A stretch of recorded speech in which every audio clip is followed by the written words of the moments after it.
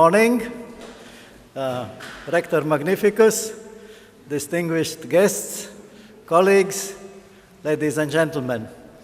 It's my honor and pleasure to open the second day of our conference and to give a floor to our rector of the University of Latvia, full member of Latvian and European Academy of Sciences, Professor Mārtis Auziņš. Floor is yours.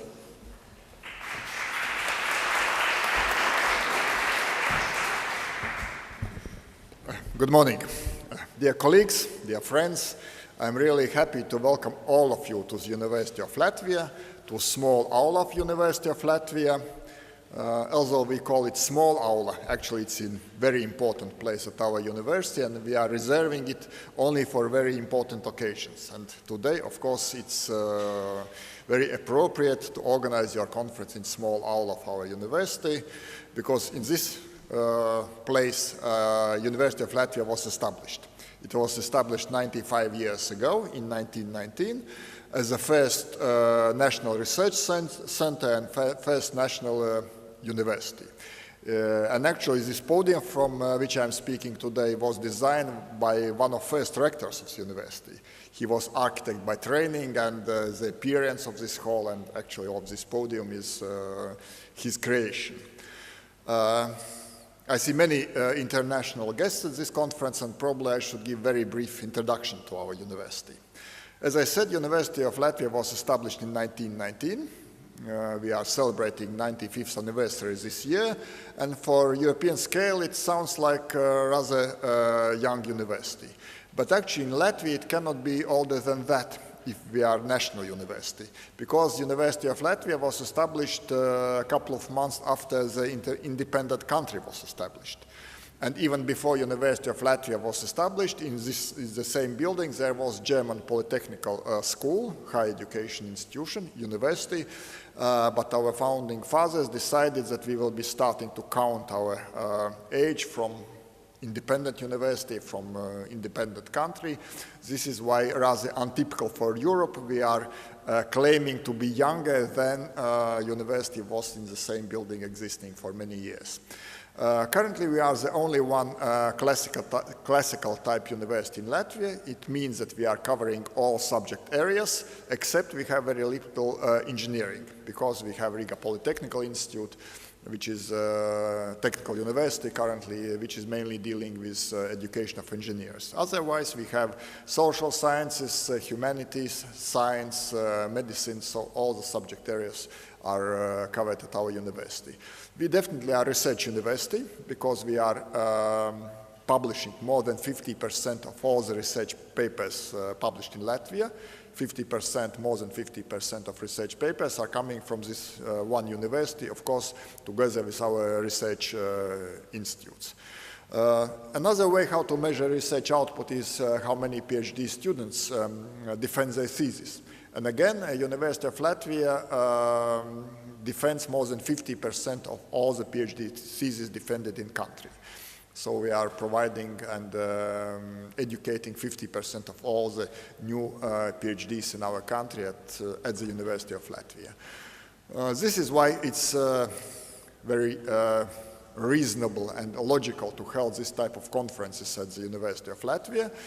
I believe that you will have very many interesting and very fruitful discussions, because the topic challenges in economics in business administration, I think it's more than important, and especially currently when we're seeing all the developments which are happening in Europe altogether. And many of them are very worrying and definitely will be influencing economics and how we are developing our countries. And this is why I'm thinking that to discuss from the academic viewpoint and from practical viewpoint as well, how the processes are developing currently, what we can expect in near future, and maybe not only in near future, in general what we can expect, it's very, very important. And maybe one of the not very traditional wishes I am wishing you is to have long coffee breaks. And I will explain why I'm thinking this way. Because situation are developing so rapidly that probably many important points will not be included in formal presentations because they are preparing for some time in advance. But things are developing and the situation are developing so rapidly that you definitely need informal discussions. And the best moment and best place for informal discussions are different social events like coffee breaks.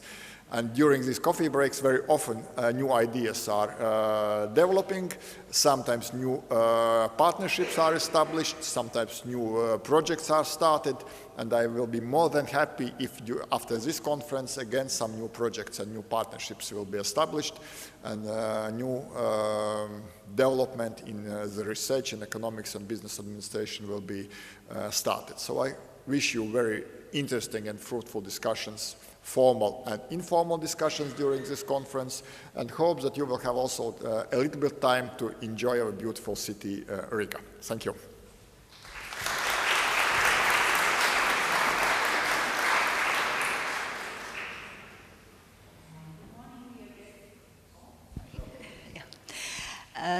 Our common topic of all plenary session speeches are innovations. And one of the most responsible persons for innovations in our country, let me introduce, is Andris Ozols, Director of Investment and Development Agency of Latvia. His background is in mathematics and degree in business administration. Andris Ozols became an entrepreneur as soon as the first business opportunities arose with the collapse of the Soviet Union.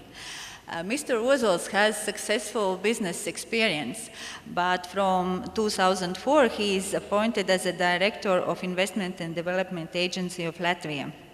So it is a government agency within the mandate of attracting foreign direct investments to Latvia and also promotion of innovative entrepreneurship and hence also increasing export competitiveness of Latvian companies abroad. And he will today deliver a speech, The Role of Innovation in Business Development. Please, Mr. Ozols, the floor is yours.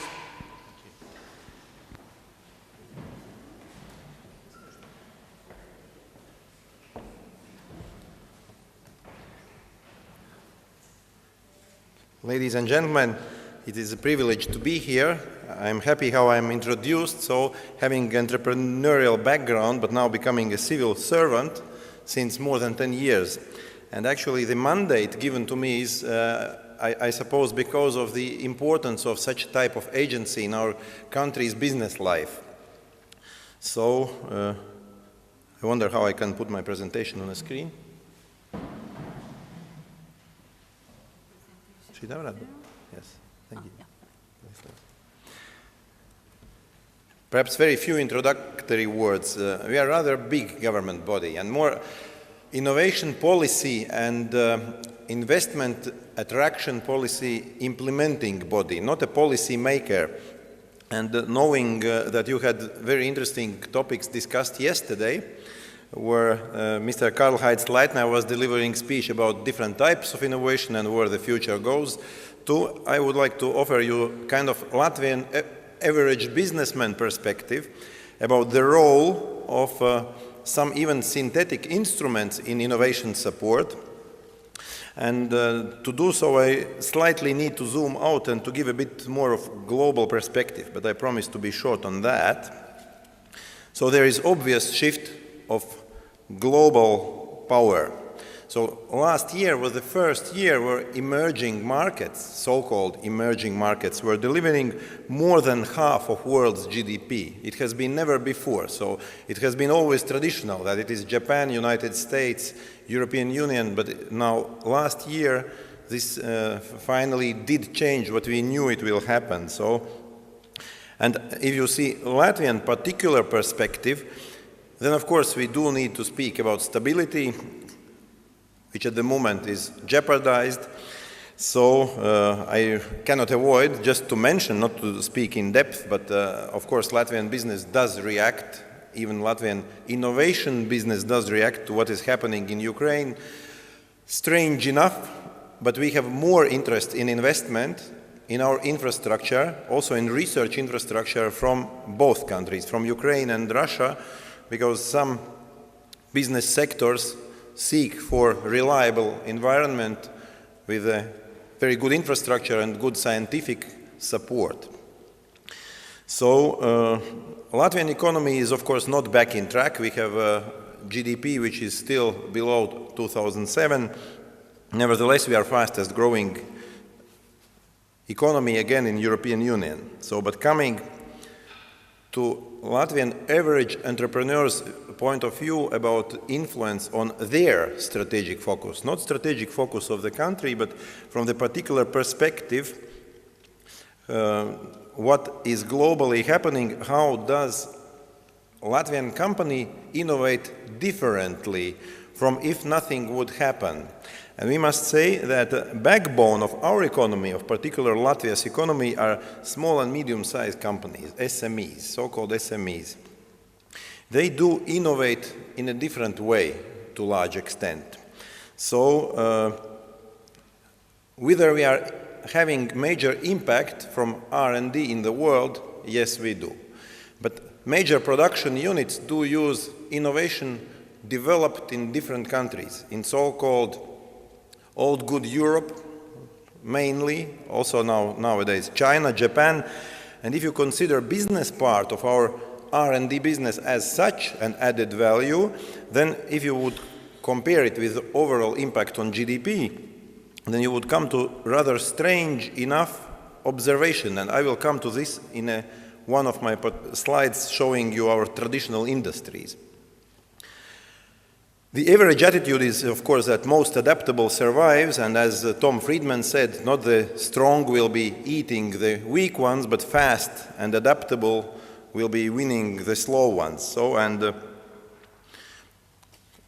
one could speak about innovation in a different perspectives. One of the perspectives I would like to suggest is that on a large scale, one should speak about disruptive technologies, of course.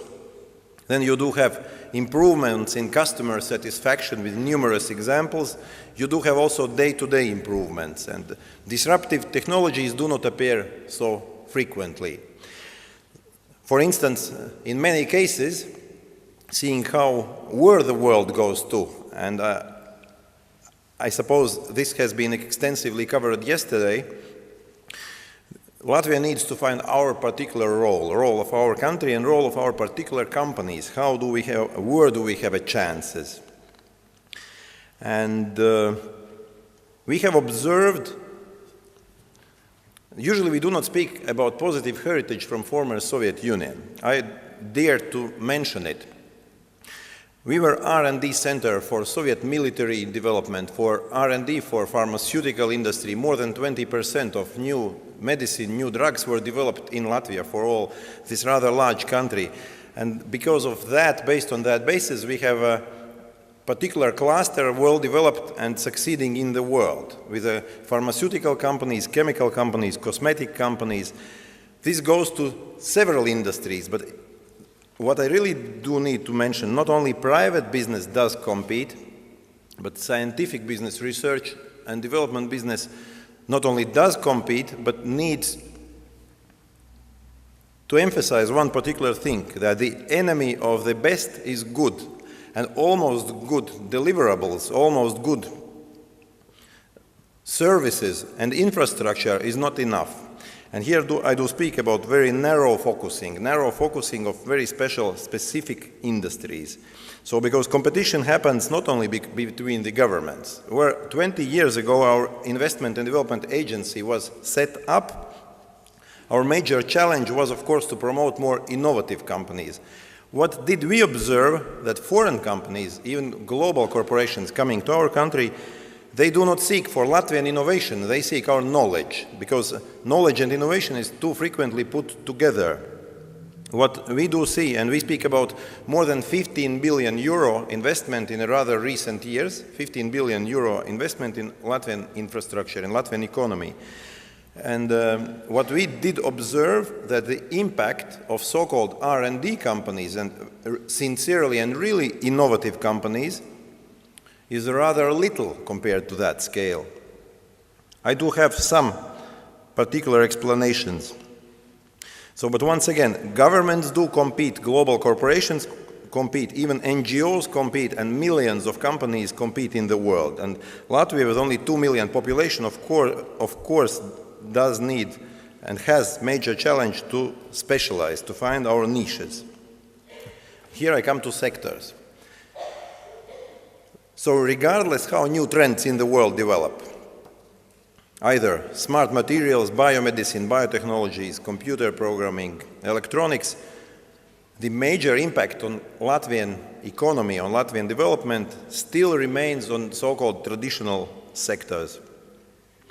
Traditional sectors which stereotypically are not associated with a major role of innovation in the field. And I do need to mention them. I just quickly name. For instance, food industry. Food industry has more than 1.5 billion euro export. Woodworking, more than 50% of our territory is covered with a high-class forest, with pine and spruce, with very specific forest, very good quality, where we challenge more added value. Stereotypically, if one should speak about innovation, then usually you do come for so-called trendy, new, modern industries.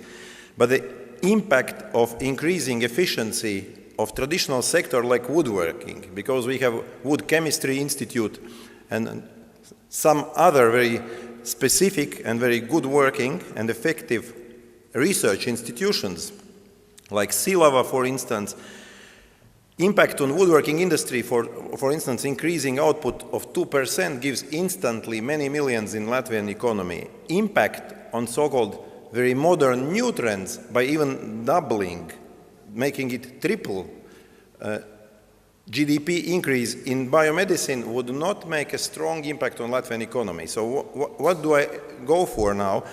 I say that this stereotypical trap to become modern should be addressed more precisely, to be addressed on a traditional industries where innovation plays extremely important role. So extremely important role in traditional industries.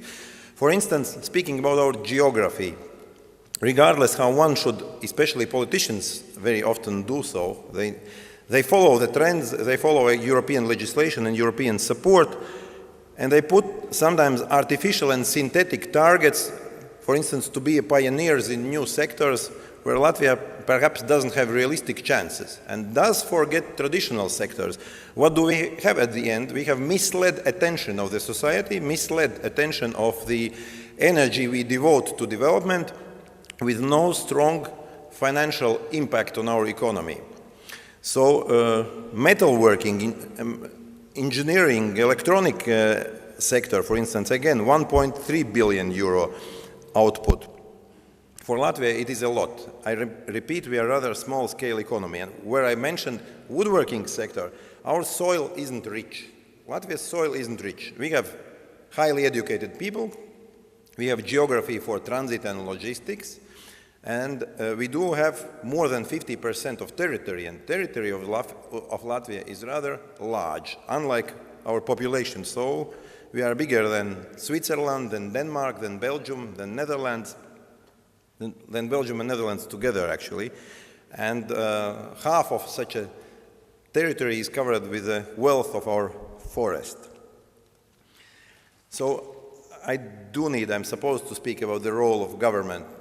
Even though I do represent one part of the government, this investment promotion body, but also we do administrate structural funds, European Union money, rather large amount. So in last years, our agency did forward more than 400 million euro to private business. Mainly official focus was concentrating on innovation, on research, on so-called competency centers in some specific industries, and that's why our agency, in my opinion, plays a bit specific role. We have monopoly for such a type of government support. What innovation can offer a government from its own attitude, a part of making business climate and hospitality here for major players?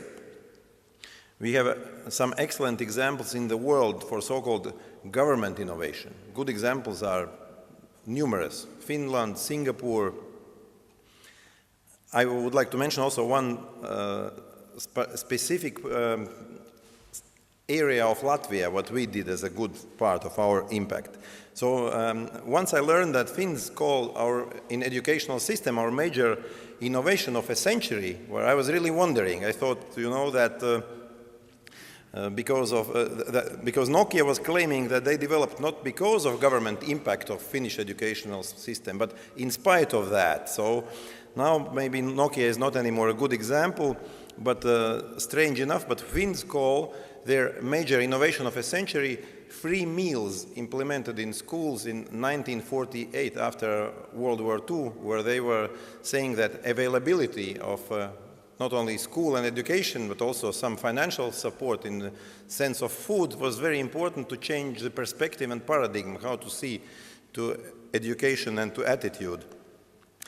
But coming to one particular example of Latvia, we were as agency number 7 in the world among 187 agencies as a very good player in innovation promotion. But the results were not successful. We were really kind of strongly lagging behind, delivering millions of investment and new jobs created in a country. This is very important. I will try to emphasize that you really do feel what happened.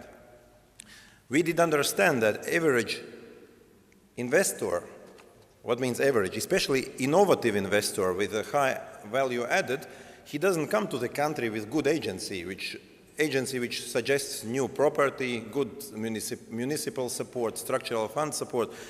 They do want good country, and they do not invest in a country. Now, investors more and more skip country evaluation and go to the city evaluation, even university evaluation, educational system, synergy with the private business. And I did understand that Prime Minister should be the main person, and ministers it should be their baby, not the baby and responsibility of such a type of agencies. And we created a process. First, it was kind of a working group where we tried to involve our ministers to say that, gentlemen, you need to promote investment, especially smart investment coming to our country. We gave the name Polaris Process. I think this is a superb example of innovation which does work in our country. It is targeting a very specific group. That's why maybe average Latvian doesn't know Polaris Process. But investors who do invest, all the major developers of the infrastructure and manufacturers face the results of this. I promise to be brief, just to give you a clue what actually it is. So the main idea was that 7 stakeholders should be working together and providing value added, because usually it was like, can you change educational system slightly to every year to provide 7 pharmaceutical specialists, very specific sector? The answer 7 years ago was not really. We have deviation, it lasts too long, we need to change all our educational program. Can you change zoning of a territory from agricultural land to industrial land? Again, it did last too long. Can you involve your ministries, Ministry of Transportation with Ministry of Economics, to create energy supply grid for special particular powerful industry? Again, answer was no. And then we made actually an agreement with Prime Minister, with our government, where municipalities, investors, private sector, government representatives, LIAA, it is name of our agency, conclude, it even formalized. We signed even a contract where 7 key stakeholders agreed to create a working group under this brand name, Polaris Process, and it did result that our Prime Minister in those days, Valdis Dombrovskis, who is maybe more known to you with austerity measures and bringing Latvia out of crisis, he rolled on his sleeves and started to meet major players in industry. And the result, I sum up what actually is my main message here, that such a small countries like Latvia, they not only can be flexible, they are supposed to be flexible. This is our only chance. And the personal attitude, even tailor-made attitude, sounds stereotypical. this is, I think, the only way in a very fast-changing world to take our particular niche, to react to that, to concentrate, most important, to focus and to concentrate not only on government support, but on the synergy. Finns perhaps found a good name for it, Team Finland, where all the sectors work together.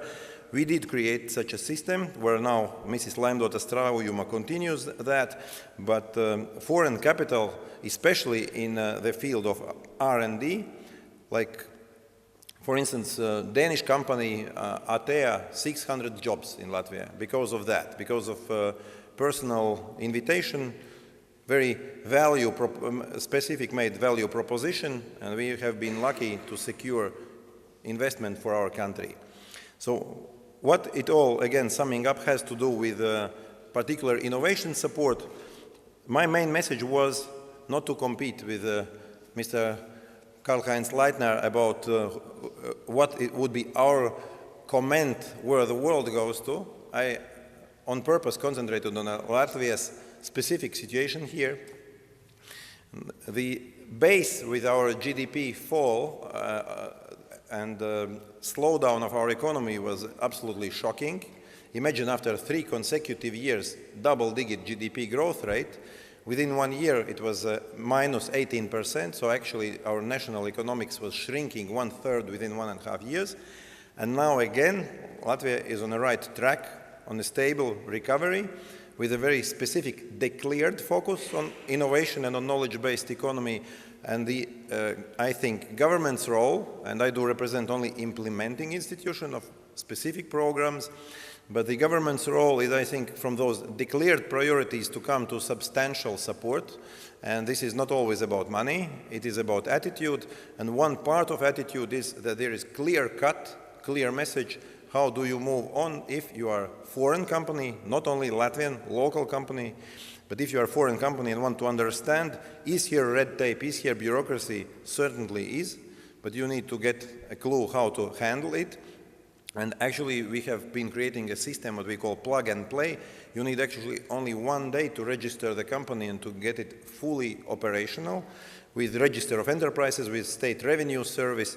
So on a technical level, big work has been done. So, and now the challenge and many things is also in hands of yours in academia, and especially identified, I would say even obstacle or difficulty is that both worlds should merge closer, because I see a certain, I wouldn't name it misunderstanding or even snobism, but the private business, especially from SMEs, they see to science and research people like to aliens. And on the other hand, scientific and academia environment, they do think that financing is too little. Again, stereotypical trap.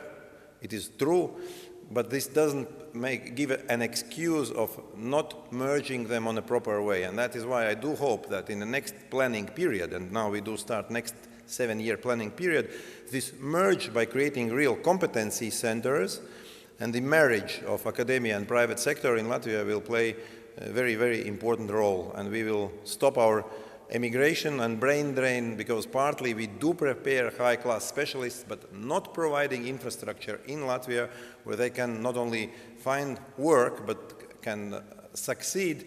This is very, very important. Otherwise, we kind of invest without major perspective. So thank you very much for giving an opportunity to speak here.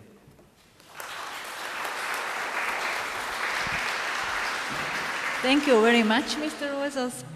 Please, your questions. Yeah, there is microphone.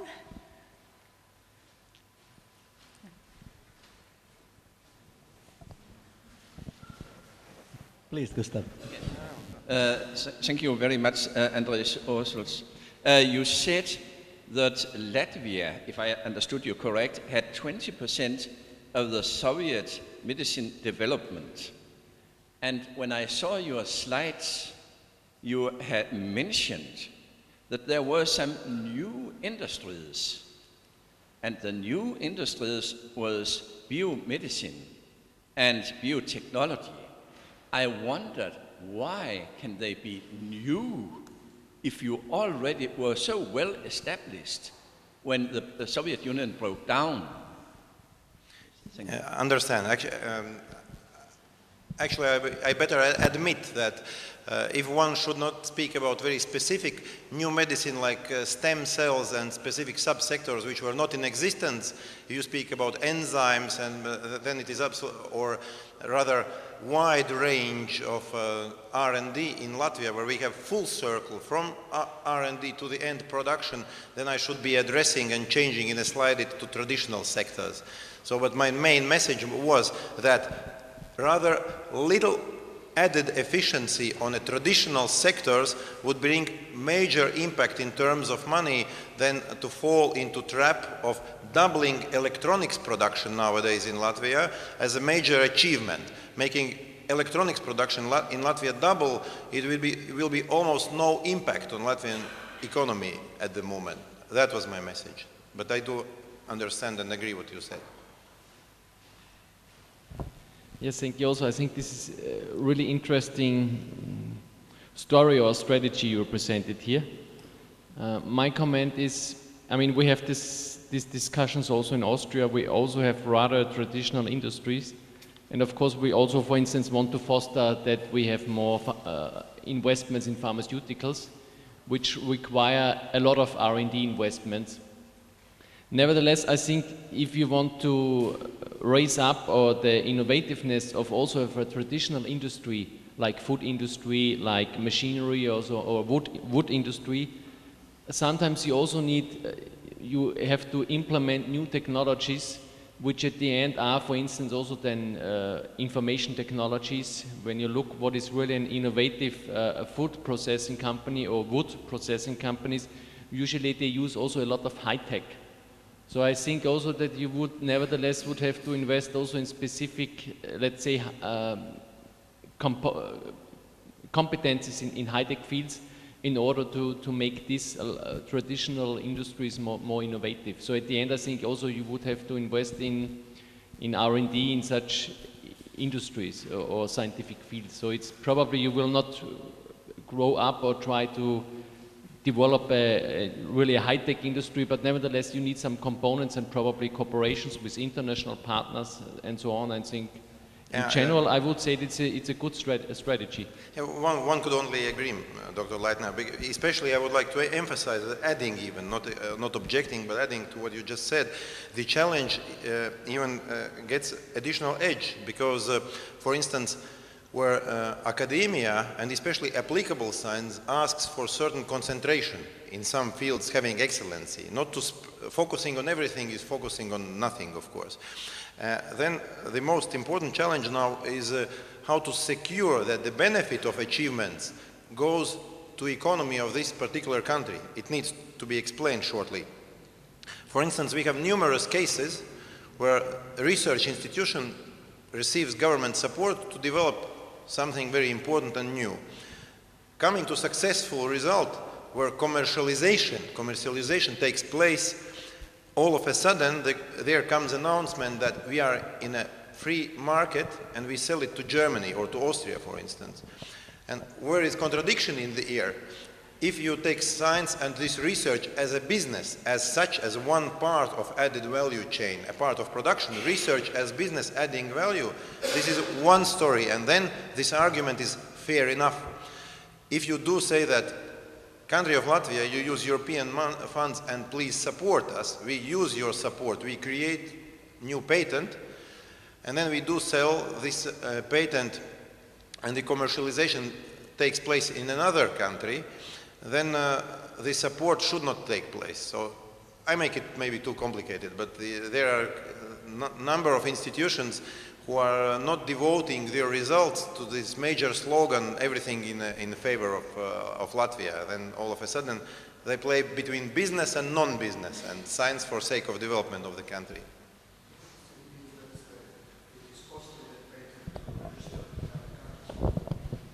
This is a comment only one. I totally agree with Mr. Ozols because really these innovations which are developed in our research institutions are going further to abroad, and due to one reason this is difficult and very costly for the researchers to set here the patent. It is costly. This is only one item.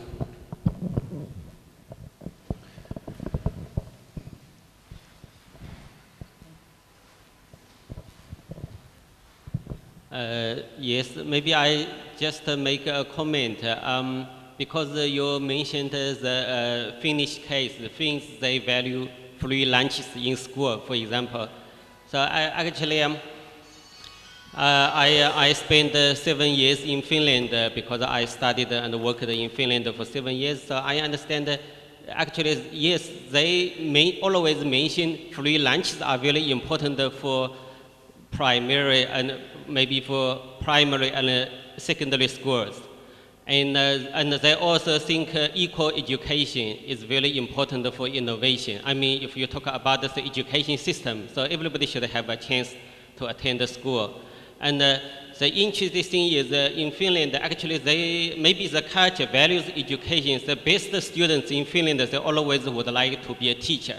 So this is something I haven't seen in other countries. The best students of a country, they always would like to compete to get into faculty of education. They wanted to be a teacher. So maybe I was thinking at a country level, so government policies, if they should definitely spend more in education sector, so the policies should encourage education. I don't know if in the long run it will help innovation, the country's innovation.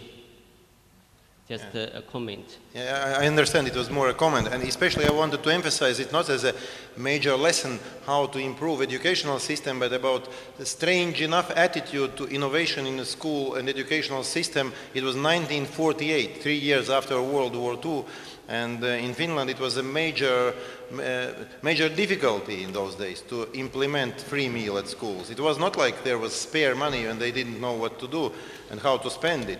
This was major concentration, major message to the society that this free meal at school is a signal that we will support learning and in such a specific way. But I do appreciate your comment. So I think today it wouldn't be major announcement. So today it would be normal. So I wanted to draw your attention that it was 1948. You mentioned the importance of the last financial crisis for Latvia. My question is if there was any major change in the strategy of the agency or the role of the agency for the next years, as you said that now it's going in the right track. Thank you for your question. I really like that you return me down to earth. What we, as our particular agency, what do we do differently? And this politically, of course, is a popular announcement that we did restructure all the government and we made a much more lean management and did structural changes. With part of this, I do agree, with part, not really. But our particular agency, we had to react of so-called defect in our educational system. I explain it shortly.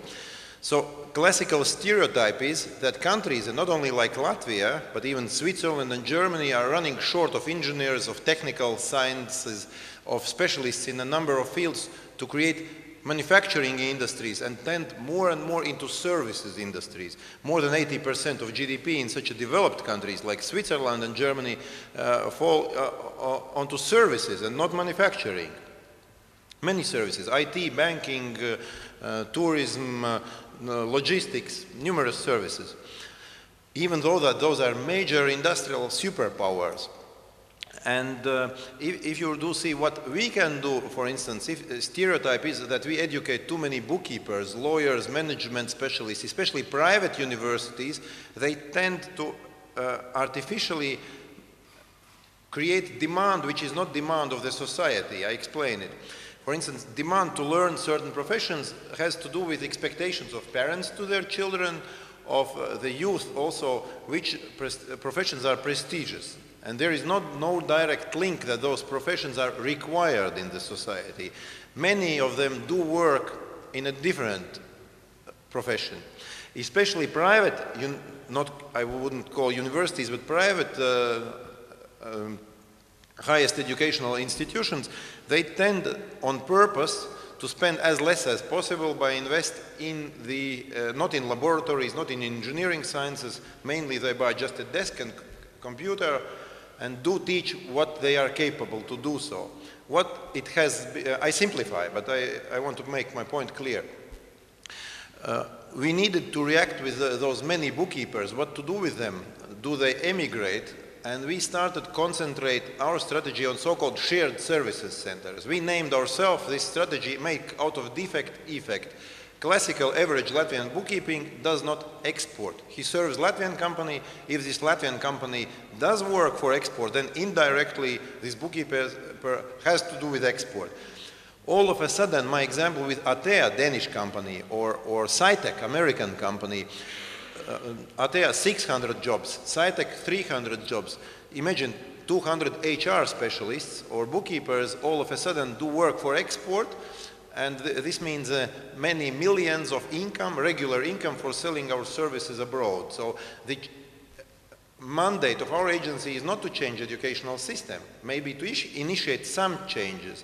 Nevertheless, the realistic attitude and do out of existing situation the best what we are capable for was to call for investment in sectors where we do not want immigration, where we want services to be sold out of Latvia abroad, and not only like parrot work, like call centers and just simple answers, but more analytical, more in-depth analysis, more added value in Latvia, which our educational system does provide at the moment. So, and we have been successful in that. So one answer which is not covering all the sectors is to concentrate on labor pool, what we do have available, and stop lying, exaggerating this wishful thinking, because no one foreign investor comes and invests in the country, and it's not about money, it's about new technologies, about new market contracts, about new working ethics.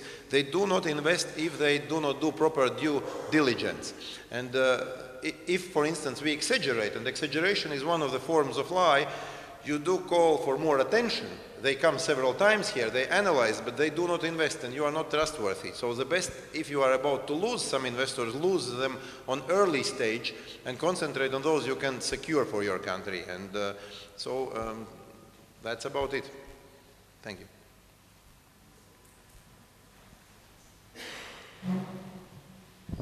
Sorry, I have another question.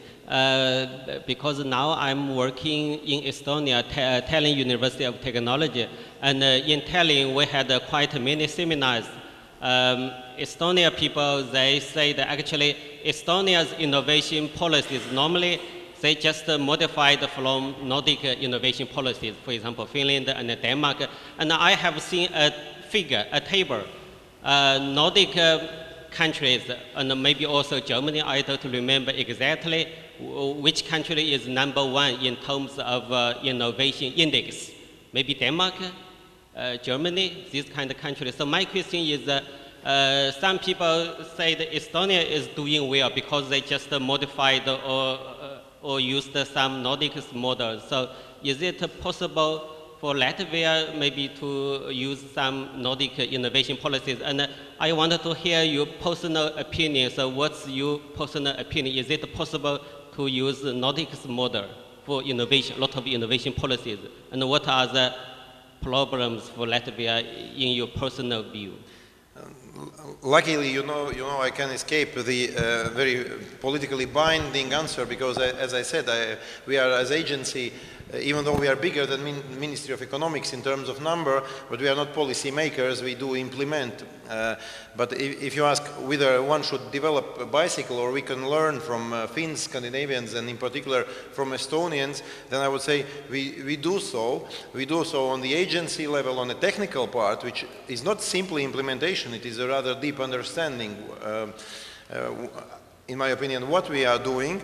So, but one should be really careful about this innovation index, taking for granted that investment in R&D or officially registered and booked investment in R&D and change there will immediately do impact on our economy. I need to explain it. For instance, Latvian companies were not booking their R&D investment through years as R&D investment. And we are considered to be rather low on a scale of innovation index because government invests 0.5% of our GDP instead of promised 1.5, and private sector 0.2, altogether 0.7, which is by far too little to claim that we are a country of a high level of innovation. But I would like to draw you a bit sidewalk that innovation is not only about investment in R&D. As I said, the major amount of Latvian companies are small and medium-sized companies. And they do innovate in a different way, and they do not register their innovation as innovation. They just do innovate. And in number of fields like logistics and other fields, you see such a great examples of innovation, of even process innovation. Not the end product comes as very innovative end product, but the way you do ordinary things become much more efficient using new technologies. As Mr. Leitner said, IT, not for sake of IT, but IT for woodworking or IT for sector of food industry. So in that sense, I wouldn't like to run away by saying we are innovative, but the world doesn't know. Of course, we lag behind and we do have a lot of homework. But this self-torture that we are so kind of stupid, you know, and we do not know how to do, and we want to develop our new bicycle ourselves, is not really the case. Latvia does learn from the best in the world. The thing is, of course, it's all about money and efficiency of using that money. So, and that is also why I would like to express my major thanks to organizers of this conference, because the exchange of opinions and listening not only to your questions but to your comments is very valuable. Thank you.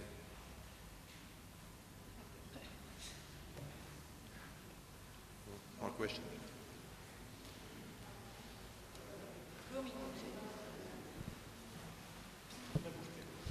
Hello. One question concerning the corporate venturing. Yes, I see.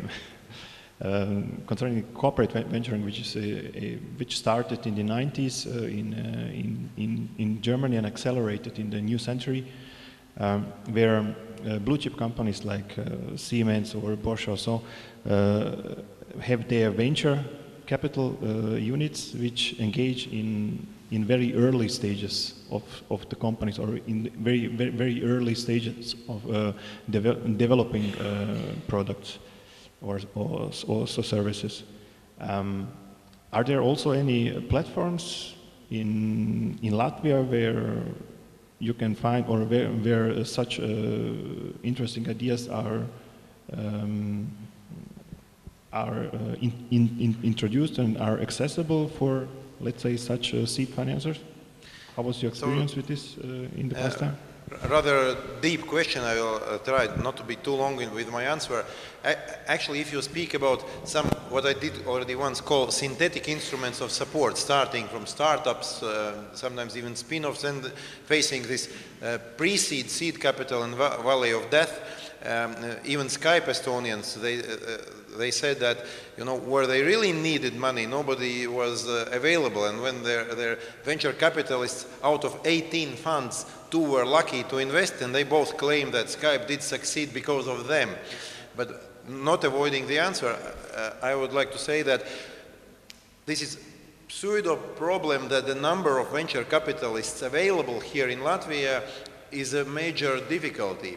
I would rather claim, we as agency organize Cup of Ideas. It is called Ideas Cup.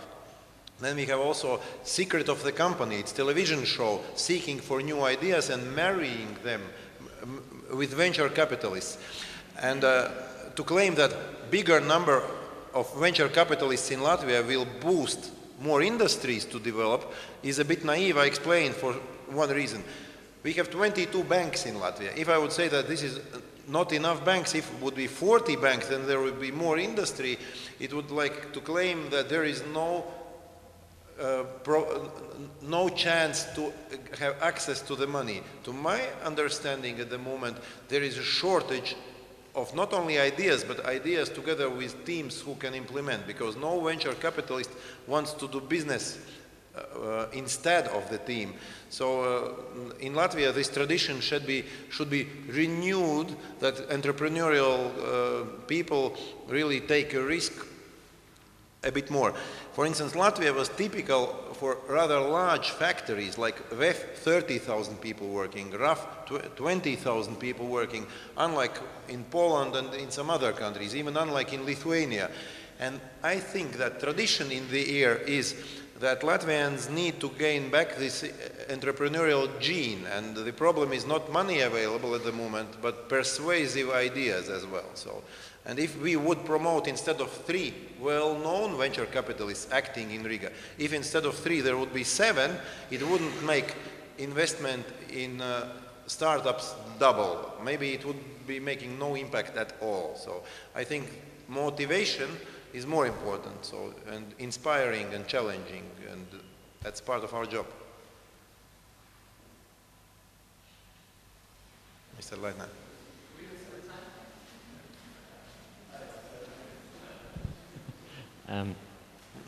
Would like to come back to this question of comparing innovation policies, in particular between Estonia and Latvia.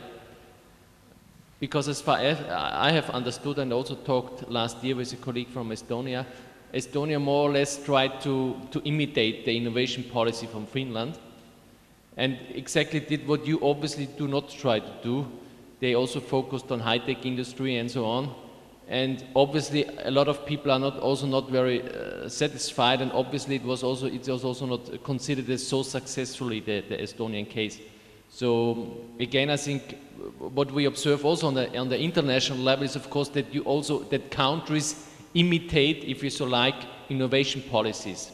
And again, as you have said, there is this bandwagon, of course, that every country has to invest in high-tech sectors, and at the end, every country comes up that we can have 3 high-tech sectors, and usually everybody knows what these 3 high-tech sectors are. So I think that trying to be also innovative or to have a very specific innovation policy, as you try to present, I think nevertheless is probably more promising. But do you have a comparison also to other Baltic countries? We do have comparison. I cannot name you now the figures, but I do like what you just said, that to fall into trap. For instance, Estonia was known time ago that they were very successful by agreeing with Nokia, where they were mounting and adding value to so-called high added value product, like mobile phone. If you really do measure their added value, then in the factory for rather manual work, for product developed, engineered in Finland and real added value in Finland, they were competing who assembles it cheaper. Does it cost $8 in China or $7 in Estonia? And if end product, what you demonstrate to the world, is with high added value, it doesn't mean that your particular activity on the product is worth to be mentioned as high added value. This is about electronics in Estonia, and same refers to large extent to Latvia.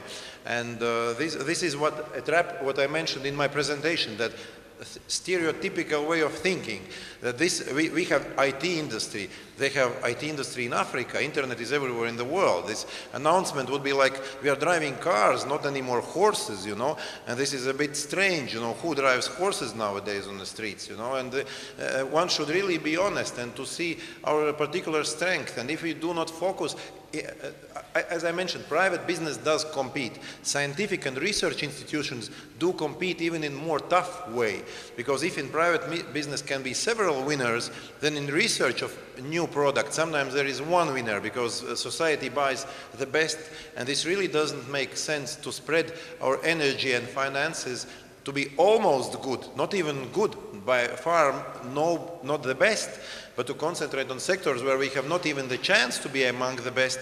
It is just a waste of money, and I really do think that the attitude of our country needs to be absolutely niche-oriented and a bit synthetic.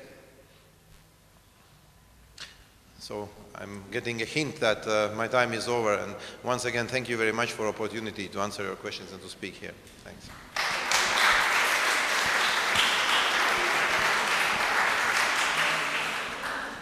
Yes, and we finished with a think about added value, and I think that in Latvia we have quite great potential to add value also in different kinds of innovations, not only in technology and processes, but for example in design and branding.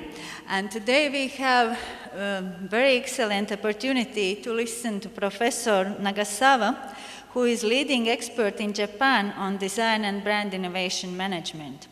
Professor Nagasawa holds LVMH Moet Hennessy Louis Vuitton chair and also is visiting professor in several business schools in France.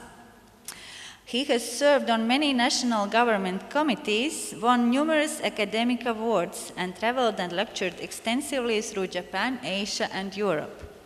Professor Nagasawa is a member of Editorial Advisory Board, International Journal of Quality and Service Sciences. And he has published more than 84 books, articles, and monographs. So, the floor is yours, and please listen to Professor Nagasawa about affective design in the creation of meaning.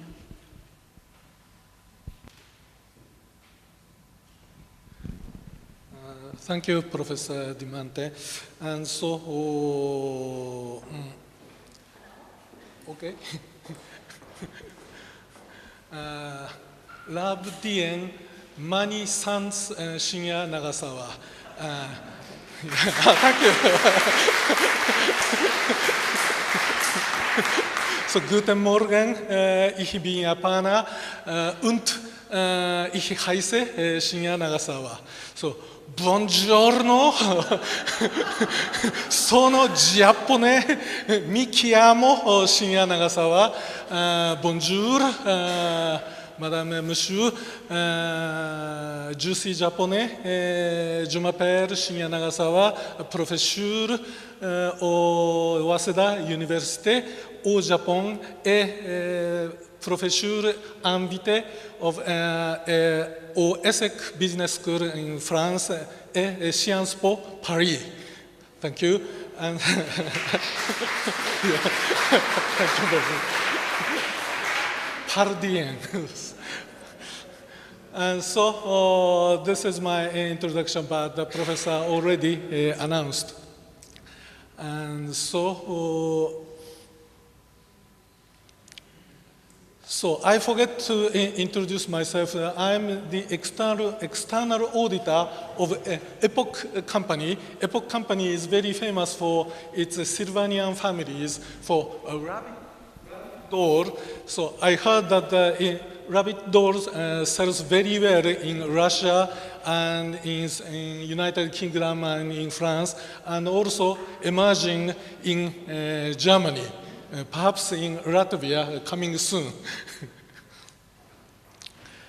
So I came from Japan. Perhaps I'm the only one who participates in this conference. So to tell the truth, the Japanese market has a serious problem. And so the Japanese market is perhaps a precursor of Asian or Chinese market. And the Japanese market is very sophisticated and matured and becoming an aging society rapidly, and also declining in growth and declining in population. And so, regrettably, the present Prime Minister is still on his job for 2 years, but before 2 years, almost 10 years, Prime Minister of Japan changed year by year, regrettably. And also Japanese industry is also suffering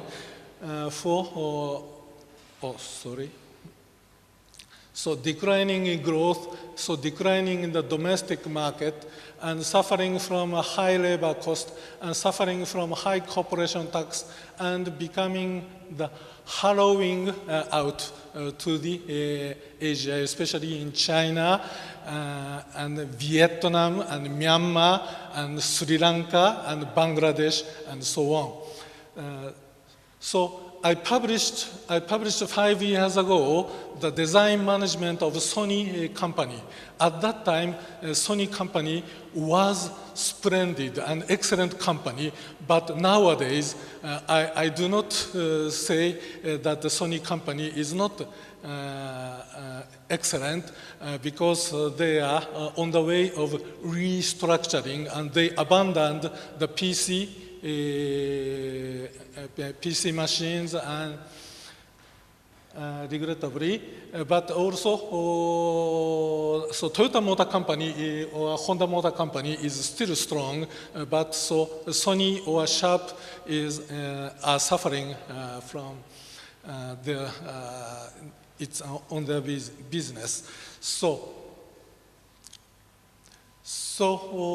business at standstill is that the trouble with Japanese manufacturing industry is that although it can make high performance, high function items, but it cannot make saleable items. So this is why Sony or Sharp company are suffering. So this is also my research question, and my idea is that to solve for solution is so priceless product or service, or to create a lure that attracts discerning customers who feel they must have an object, however though expensive it is. And so product development in consideration of kansei, kansei is a Japanese word, roughly the same as affection in English. And so affective design in the creation of meaning, I like to tell you for a while. So idea use kansei in Japanese word. So we often say the era of kansei from a customer perspective. So since the early 1980s, so kansei has become a buzzword in Japan.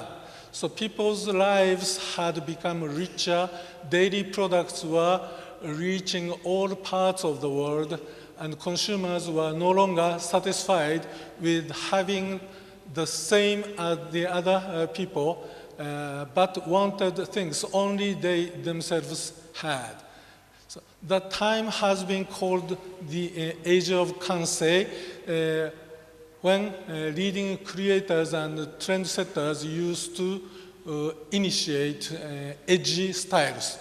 But eventually, however, consumer culture matured, and with the collapse of the bubble economy, a new era emerged in which there was a demand for kansei products and kansei marketing based more the perspective of kansei of consumers. So it is not that consumers nowadays always buy products for their practical value, function, and benefit alone. So they are also purchasing a little something extra, informational or meaningfully semantic value, such as design, ease of use, comfort, classiness, or luxuriousness, taste, and so on, the relative importance of which has increased with the times. So more or less, all products contain elements that depend on the consumer's subjective sensory evaluation and cannot be just measured by objective physical qualities or cost value. In this sense, we have come to understand that all products are kansei products and all marketing is kansei marketing. So Japanese word kansei has in fact been exported to be the rest of the world. The trigger for this was a speech given in the United States in 1968 by Kenichi Yamamoto, the then president of Mazda Motor Company, who said that what has led to success of Japanese automotive development is Japan's unique kansei engineering. Because kansei was recognized as a very Japanese concept, since that moment the word has been used in other languages too. So this is the typical successful case of the car development of Mazda. Yunos Roadster launched in 1987. The Mazda Motor Company adopted kansei engineering to develop. I heard that this car sold very well in Europe, especially in Europe. Do you remember? And so this facade, so front grille, was inspired the mask of Japanese no dance mask, they say. Unfortunately, the definition of the concept of kansei has never been standardized, and the term is used slightly different depending on the research group or researcher. But I will explain the kansei definition and the scope of kansei. So if you see a red flower, so this is a schematic diagram of a scope of kansei. So object, so stimulus, and for human beings' sensory organs, so sensation, perception, cognition, emotion, and expression. So then the light of 650 nanometer wavelength from a red flower reaches the eye, one of the sensory receptors of human subject. So an image is built up on the epiplume photoreceptor cells. Light sensors are stimulated and the sensation of seeing something occurs. Physiological information is transferred to the brain, and the perception that the shape that red thin flakes are folded takes place. Then the perceptual information is compared with the knowledge data accumulated by past experiences, the learning and recognized as a red large flower of a rose. So this is why the baby can see the red flower, but the baby does not recognize as a red flower or a red rose. So at the same time, a sentiment or emotion like beautiful or passionate are activated by the image of a rose or accompanying images, and then a sentiment occurring in mind is expressed with words, pattern of a facial expression or behavior using effectors such as hands, legs, and mouth. For example, the subject may exclaim, beautiful, it is beautiful, or dance wildly, or paint a picture, or compose a poem. So, of course, 650 nanometers wavelength light is not kansei, but from the beginning of sensation and perception and cognition and emotion and expression, this is the scope of kansei. But in English, so affects or affective or affection is used roughly the same meaning, but I don't think the same. In English, perhaps we say affection means only emotion.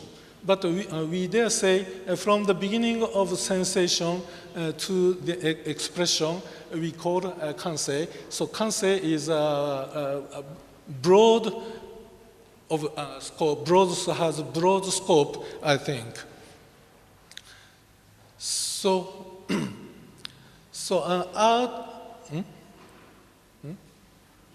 okay.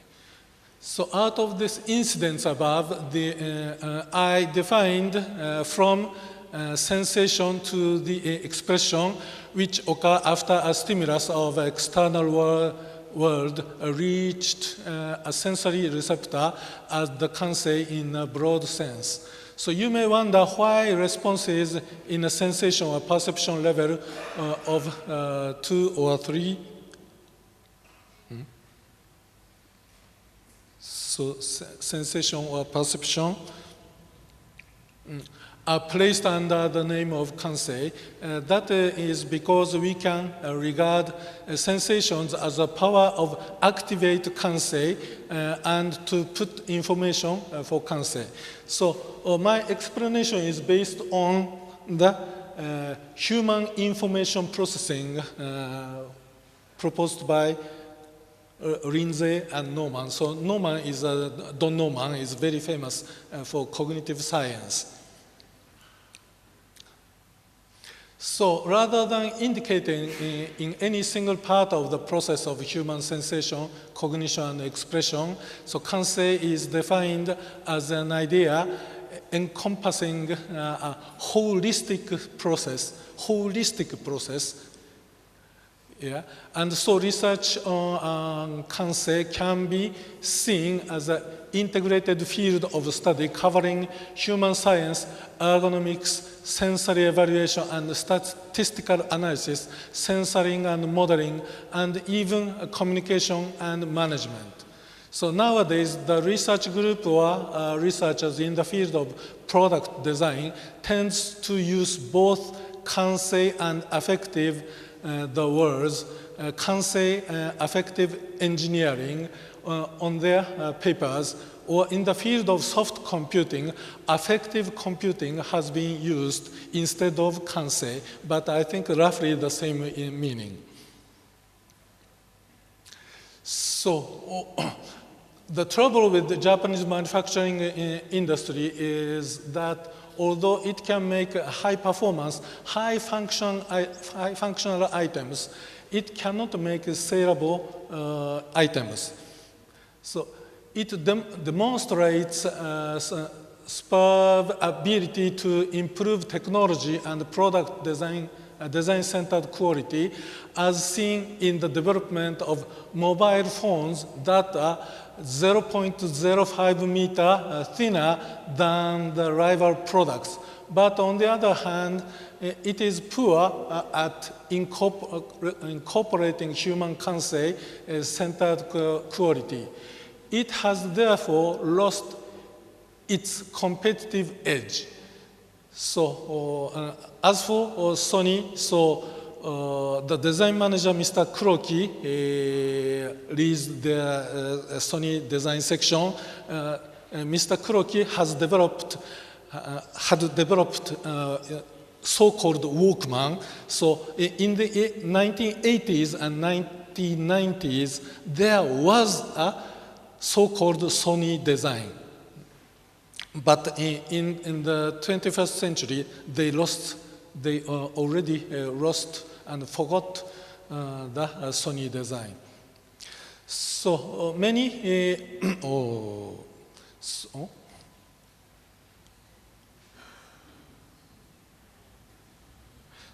So many overseas brands have arrived in Japan, but the country needs to build a production system for foods that rely on freshness, such as cake and bread. So fortunately, Japan has many food manufacturers that can boast high technical ability and reliability, so famous overseas brands have entered the Japanese market by aggressively commissioning their business to Japanese companies. So two examples are French pastry brand Daroyo and French bakery Paul. So Paul is very popular in France, including Charles de Gaulle Airport. Who have grown in their production and sales in Japan by entering into respective license agreement with Fujiya Company Limited and Pasco Shikishima Corporation. Of course, I heard that the pâtissier or boulangerie of Daroyo or Paul admired Japanese technology. So that's a great technology, but regrettably, the Japanese company has no brands. But with their high technical ability, Japanese manufacturers should be building attractive brands for themselves rather than rely on overseas brands. That is why we are promoting research activities aimed at methodizing the product development and management of Kansei product and spreading it widely to Japanese companies. So the Kansei quality means the Kansei appealing to the quality appealing to the Kansei or quality evaluated by the Kansei. So I like to explain the elements of product quality, for example, the automobile.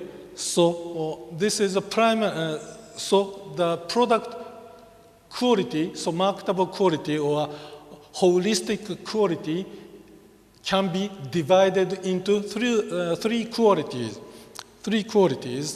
So one is primary quality, that the function or benefit. In the case of automobiles, so mobility, which is measured by scientific measurement, for example, physical measurement or chemical measurement. But the secondary quality, styling, drivability, or comfort, which is measured by a sensory analysis or sensory evaluation. So do you know sensory evaluation to evaluate smell or taste? So this is a very specific field in the statistics. Yeah. So there are some special statistical technique for sensory evaluation to measure taste or audio or visual and smell or odor and so on. And tertiary, as for tertiary quality, so naming brand company name, so secondary quality and tertiary quality, so you may think a little bit similar, but quite different. For the secondary quality, so sensory analysis, sensory evaluation, so without a car, without riding a car, you cannot evaluate styling or drivability or comfort. But as for tertiary quality, you can evaluate even though without riding car. For example, so Toyota's Crown car is a very high-class car. So Toyota is a representative of Japanese motor industry, and Crown is a crown. Perhaps the crown of Toyota motor car should be expensive and high-class car without riding, without knowing the styling. So in the narrow sense, narrow definition, so sensory evaluation and quality. So this is a narrow definition, but even though including primary quality in broad definition, we can say quality. So at first, the product quality, holistic quality or marketable quality can be divided into three qualities, but totally combined as a Kansei quality. So I dare say product quality or marketable quality is Kansei quality. Yeah. So, okay. So this is the definition of Kansei, and so I like to change my topic, the measurement of Kansei. So to tell the truth, I have a doctoral course student, so it is very difficult to measure Kansei. So I can provide the themes for doctoral students. So you should better to measure Kansei or Kansei quality. That will be your doctoral dissertation. And so in the Kansei engineering, the psychological measurement is conducted as an impression technique in order to quantify Kansei, and psychological measurement is conducted as an expressive technique.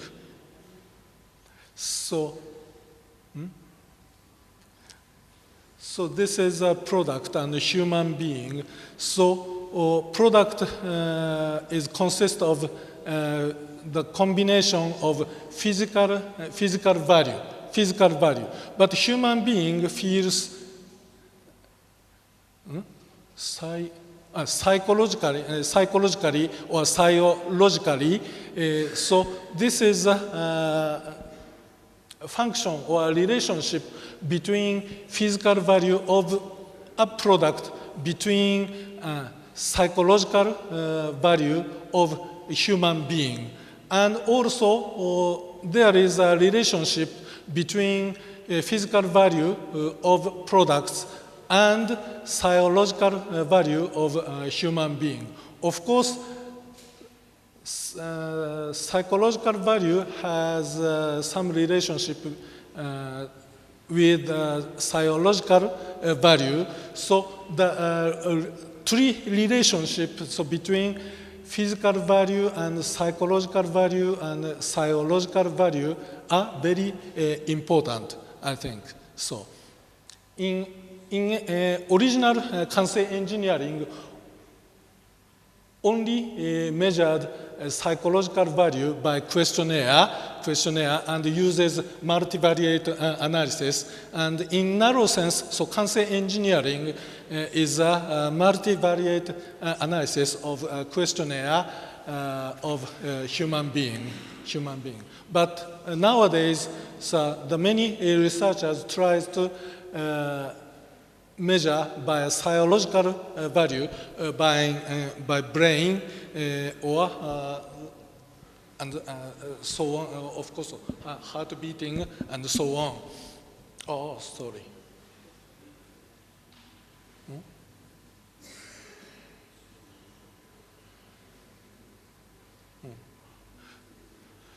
So the psychological measurement is a method to physiological measurement is a method physiologically measure the amount of feeling generated the external stimulation based on the automatic nerve reflections and brain waves. So, although there is criticism that the psychological measurement can be objective due to the arbitrariness of response, if the method of preparing questionnaires and the method implementing measurements are proper, and so response can be eliminated considerably. So I dare say So yeah, you should better use only a psychological value caused by a questionnaire for human beings, and not only physiological value and for the brain sciences. So the relationship is very important, I think. So, in the physiological measurement, in the physiological measurement, the physiological value is measured, and while the physiological measurement, the physiological value, a psychological measurement, so psychological value and physiological value is measured. Also, the physical and chemical measurement, the physical value S is measured, and the relationship between psychological value and physiological value. So relationship between psychological value and physical value, and relationship between physiological value and physical value are all of importance. So I changed the topics again. So I met the theory of customer experience value. So customer experience is proposed by Professor Bernd Schmidt of Columbia Business School. I don't know whether you already know the customer experience or not. But Professor Bernd Schmidt proposed customer experience marketing in perhaps 1999, and then he published 2 or 3 books afterwards. And so I met the theory of customer experience that is very resembled to Japanese Kansei engineering. And I heard that his wife is Japanese. Perhaps his theory is much affected by the Japanese wives. So this is why somewhat customer experience sounds just like a Kansei for me. So Bernd Schmidt defines that stimulation that a human being, if a stimulation radiated the object comes into a human being, and the response occurred in his mind. So the private events he defines as an experience. That's very similar.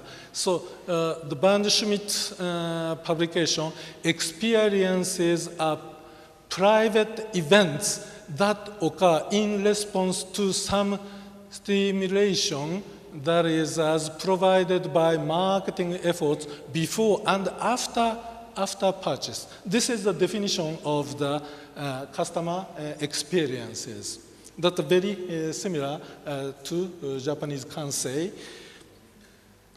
And so Professor Bernd Schmidt is an American professor, so he explained the American case. For example, Harley-Davidson. So you can see Harley-Davidson, the homepage, experience. And then you can get most out of your Harley experience. So Harley-Davidson insists that they do not sell automobile, motorbike, but Harley experience. So regrettably, Japanese motorcycle companies such as Yamaha or Honda or Kawasaki or Suzuki is very splendid in quality. So Harley-Davidson's policy is 3: styling and sound and vibration. So styling, so Harley-Davidson has a unique styling, so we can recognize that bike is Harley-Davidson 50 meters far away. But regrettably, so Japanese motorbike cannot be distinguished, even if getting closer to 5 meters, and without emblem or without logo, we cannot say which is Honda's, Kawasaki's, and Suzuki's, Yamaha's. But Harley-Davidson has a unique styling. And as for vibration, so Japanese motor company is very good at quality improvement, and then improvement. So even though that rough road the rider drives, the Japanese company try to solve the vibration, but the Harley-Davidson thinks amplified the vibration because they are riding on the rough roads. So it is quite natural to vibe seriously. And then so the sound is also important, and so you can see very loud noise. So Japanese company is very good at quality improvement. So they try to smaller the sound, and then even though you can hear the sound, but they changed the sound to the not noisy sound or comfortable sound, but sometimes Harley-Davidson emphasizes the sound, even though sound and vibration. This is an example of customer experience by Bernd Schmidt, and also Bernd Schmidt explains Apple computer or iPod or Disneyland or Starbucks coffee, but so as I told you, so it is very, so customer experience theory is very resemble to Kansei engineering in Japan. So I like to explain the customer experiences in Japanese company case or Japanese product or Japanese design case. So strategic experiment module provided Professor Bernd Schmidt is as follows. So sense, feel, think, act, and relate. This is a module for experiential marketing. And then I analyze the Japanese case. So Japanese food has been registered intangible heritage by UNESCO. This is a confection, Japanese confection.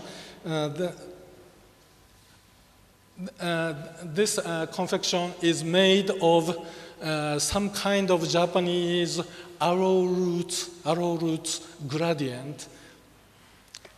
So this confection has a name, Iwa Utsunami, that means wave-pounded rock.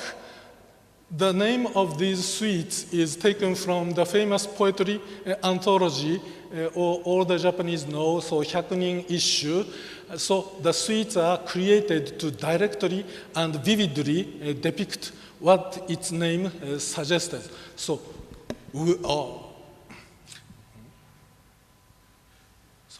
wave-pounded rock.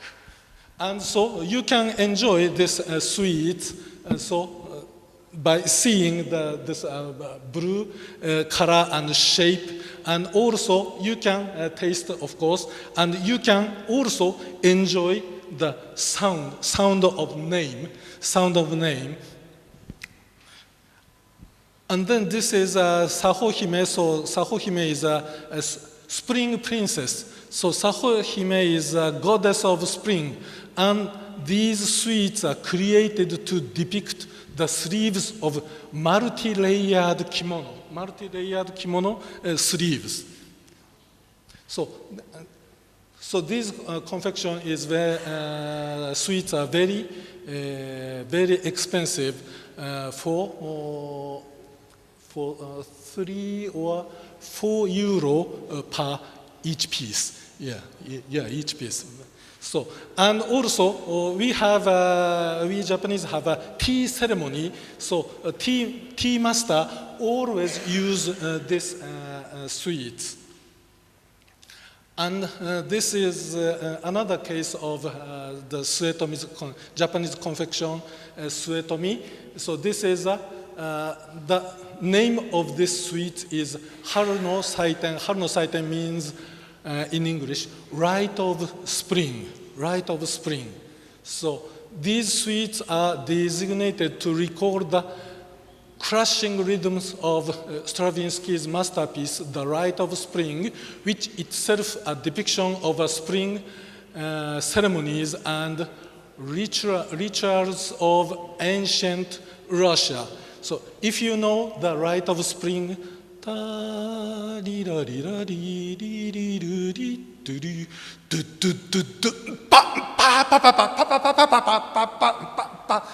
you hear the sound? If you know The Rite of Spring composed by Stravinsky, you can enjoy this sweet very much. But regrettably, if you do not know The Rite of Spring composed by Igor Stravinsky, you cannot enjoy this sweet at all, and only you feel very, very expensive sweet only. Or this is name of this sweet is Rhapsody in Blue. So these sweets depict Gershwin's sophisticated and modern work, harmonized in the simplicity of kyogashi. Kyogashi means Kyoto, or Japanese confectionery in Kyoto, and symbolized by the small blue dot. So if you can, if you know the Rhapsody in Blue,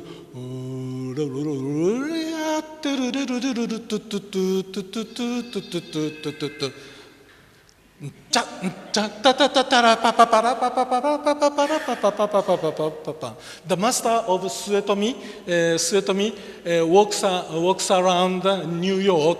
Suddenly, Rhapsody in Blue rang in his head, and this is why he inspired this suite. So if you know the Gershwin's Rhapsody in Blue, you can enjoy it very much. But if you do not know the Rhapsody in Blue, you cannot understand what I sing. You cannot enjoy this suite at all. Only you feel the very expensive sweets. So the name of this sweet shop is Suetomi. Suetomi has only 110 years long. It is a relatively short history, and the master of third generation of Suetomi has a very intelligent person, and he tried to challenge the European music, such as Gershwin such as Stravinsky or Ravel or Debussy, and so on. So this is the physically, this suite is a very expensive suite, but they serve in the meaning the harmony of Japanese culture and Western culture, especially classical music. So classical music, the thing to hear, listen, but the master of Suetomi tries to express the music to the suite, in the suites. Yeah. So if we analyze the traditional marketing mix of 4 Ps, the product is very small, very small. Of course, the gradient is splendid, but very small, and the price is very high. So you cannot understand the attraction of this confection by traditional marketing mix. But we can understand the customer experience of Kyogashi Master Suetomi. So sense the colorful design, of course the flavor, and feel happiness or color scheme, and think the so interest in and imagination of a color, form, and taste of wagashi, and elicited by the sensitive design and peculiar particular naming. And act and relate will be explain the attractiveness of this sweet. This is another case also in Kyoto. So Kyoto is only 20 hours and 15 ride in Shinkansen, Japanese Shinkansen Super Express from Tokyo to Kyoto, only 2 hours and 15 minutes. So you can arrive the Kyoto. So you should better, if you come to Tokyo, you should better go to Kyoto also. So this is a Shoeido incense company which has 300 years long. So very old-fashioned company, but tries to the modern stick incense and colorful incenses. They try to launch. This is some kind of innovation of 300-year-long standing company. So of course they sell incenses physically, but they sell also the Japanese culture of incense. And so you can see Hermes. So Hermes representative products, or it's carré means square, the scarf and carry bag. So carry bag is named after Princess of Monaco, and so she was a very famous actress in American actress, and she married the king of Monaco, and so she was targeted by paparazzi, and she is in her conception, so she hide her large body with the very large big of Hermes named Otakuroa. Otakuroa is very big because the horse equipment, the saddle can be inside. So this is why very large. So the master of the head of the Hermes company called to the castle of Monaco and beg permission to use the name Kelly before her wedding.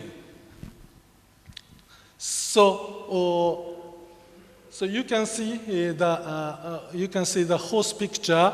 So the Hermes sells very expensive scarves and bags, but in the meaning they sell the aristocratic culture, especially horse riding culture. Yeah.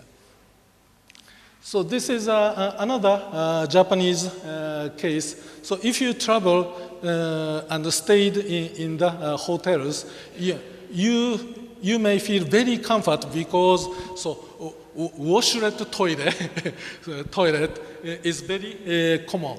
So this is so Inax company is one of the biggest company for toiletry seat a toiletry stall made of porcelain, and so so this is the Inax Satis. The product name is Satis. So this is the ordinary toilet facilities. So you can see on the top. So the positioning energy is necessary to flush out the toilet, or a tank is needed. But by technologically, they invented the flash bulb, direct flash bulb, and vacuum bulb, and they removed tank for the toilet stool.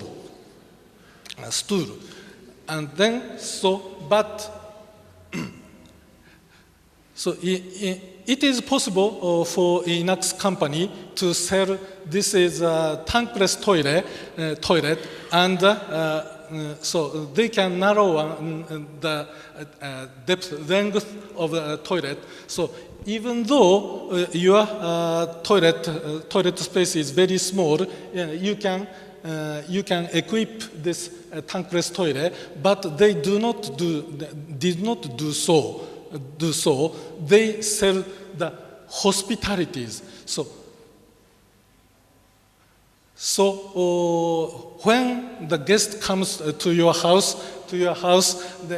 you want to hide your toilet because toilet is dark and dirty. But Inax proposed hotel is the most relaxation space. So they provide hospitality at your home. This is the best place in your house. To welcome the guest. So they said. So the tankless toilet, tankless porcelain itself is very expensive, but they sell the systemized toilet equipment, very expensive. And so you can see this is another case. So Nissan X-Trail is a sports utility vehicle, but it sells very well. So after launched in 2000, so for these 14 years, the X-Trail sells very well because so X-Trail means, so X means X-type sports such as half pipe, or snowboard, or surfboard, or a mountain bike, and so on. So Nissan Motor Company sells this car as a sports utility vehicle, but also they sell in the meaning the outdoor sports friendly. So in Japan, so young people says, do you ride X-Trail means, do you enjoy X sports such as half pipe or snowboarding or surfboarding and so on. So physically, X-Trail provides waterproof luggage seat, luggage box, waterproof seats, and waterproof flooring. So you can easily ride to the wetsuits, or if you have mud or snow in your shoes. In ordinary car, it destroys the car facility in interior, but so waterproof interior does not matter, even though they have much water or much mud or much snow. So this is a football, Japanese football team, Albirex Niigata. So So this is an X-Trail Jam in Tokyo Dome. Of course, this is a sports festival of X sports for half pipe and so on. Perhaps he is a silver medal winner in Sochi Olympic at half pipe. Half pipe, yeah. And so Nissan X-Trail provides also outdoor sportsmanship. So Nissan Motor Company sells sports utility vehicle, but also sells the sportsmanship as well. So this is the canvas bags by Ichizawa Hamp. Hamp means canvas, and also so they have a Chinese characters label, and also I have one. So I have one. So this canvas is very thick. So if you compose the jeans on the same canvas, the canvas is very thick and strong, so it stands automatically as the transparent person just wear. It stands only alone. So this is so do you Kyoto? You can see do you Kyoto.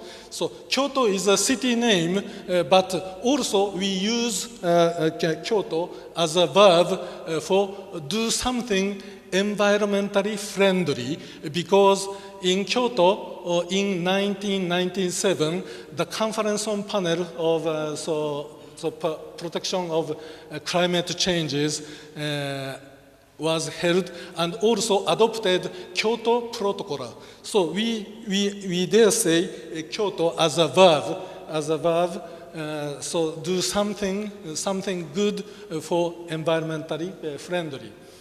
And also, so Ichizawa Hamp's canvas bag provides Kyoto's craftsmanship. Of course, Ichizawa Hamp sells the expensive canvas bags and also sells craftsmanship, just like a Swiss watchmaker as well. And then, so I'm sorry for this is a Japanese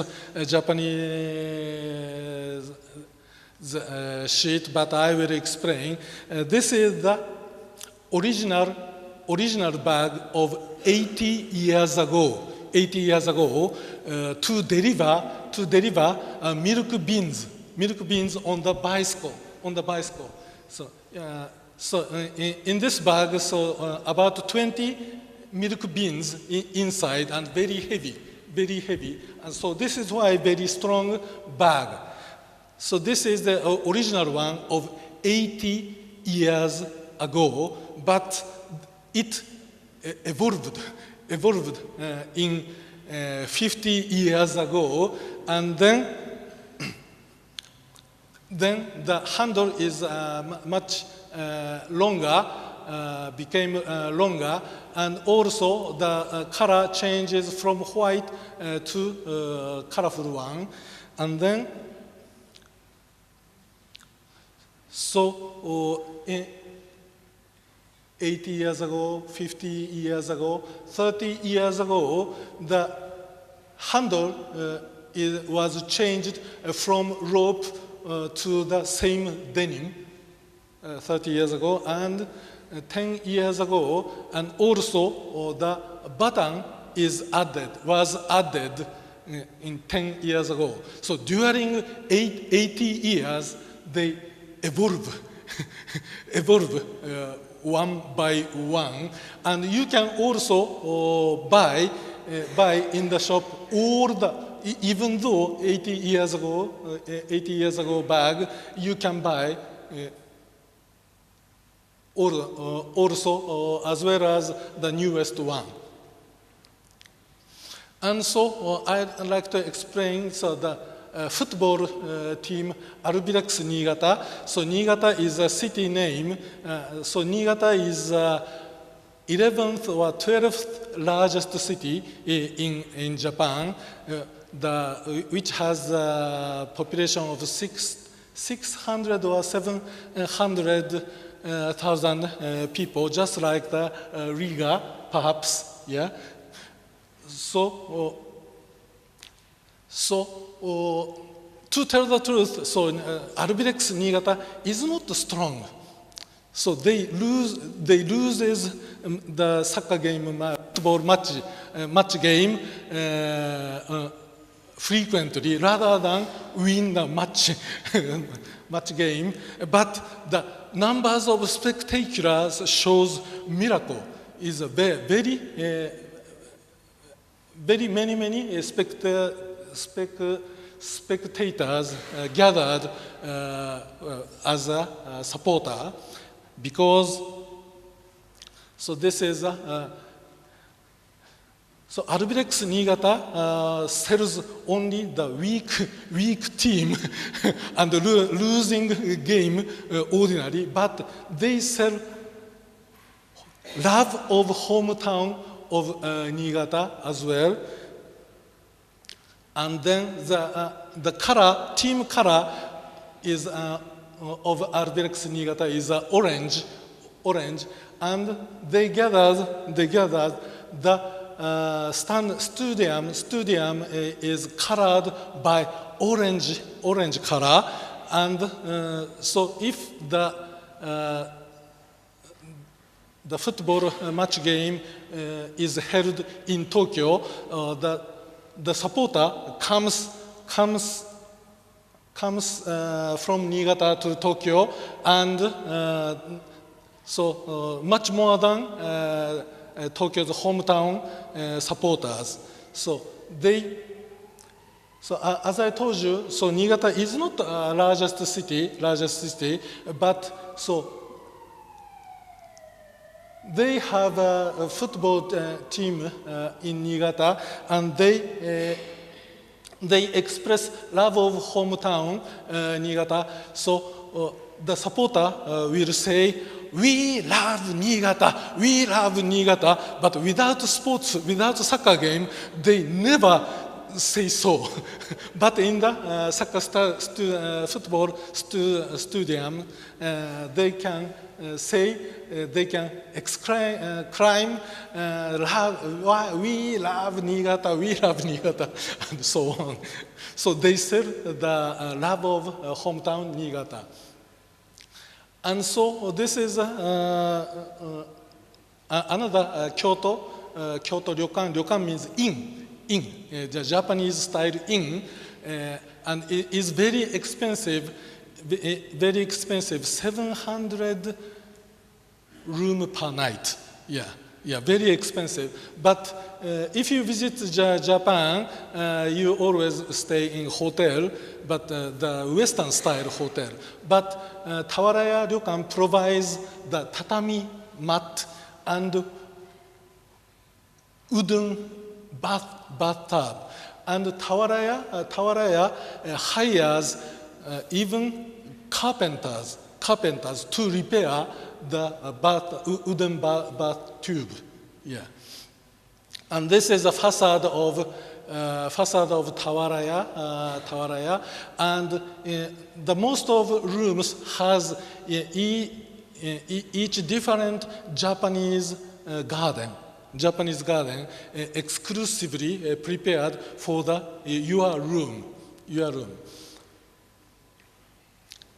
So, and this is another Japanese confectionery maker, Toraya. So Toraya launches a Paris subsidiary in Saint Florentin Avenue in the center of Paris. So this is it's a yokan, so azuki red bean cake. And so Toraya's technology management is based on commitment to ingredients. So this is the wasanbon, eiga, and azuki bean. And then, so that Toraya Cafe provides arrowroot jelly with soy milk and white azuki bean. So this is a combination of Japanese culture and European culture. So, so function and benefit, so product quantity or sales channels and PR promotion and etc. and combines the customer experience, so design, naming, and food culture and so on. That makes a creation of new customer value. So, and so I'd like to change my topics. Okay? No? Yeah. The customer design, affective design on customer experience. So I explained the case studies of customer experience proposed by Bernd Schmidt, but as I told you, so Kansei information process I proposed in Kansei engineering or Kansei marketing, and then Professor Donald Norman also proposed emotional design 8 or 9 years ago. So, in order to consider what kinds of design processes exist and how these processes can be affect customers' experience. So, in conclusion, in my opinion, so Don Norman proposed 3 designs: reflective design, behavioral design, and vicinal design. And also Bernd Schmidt proposed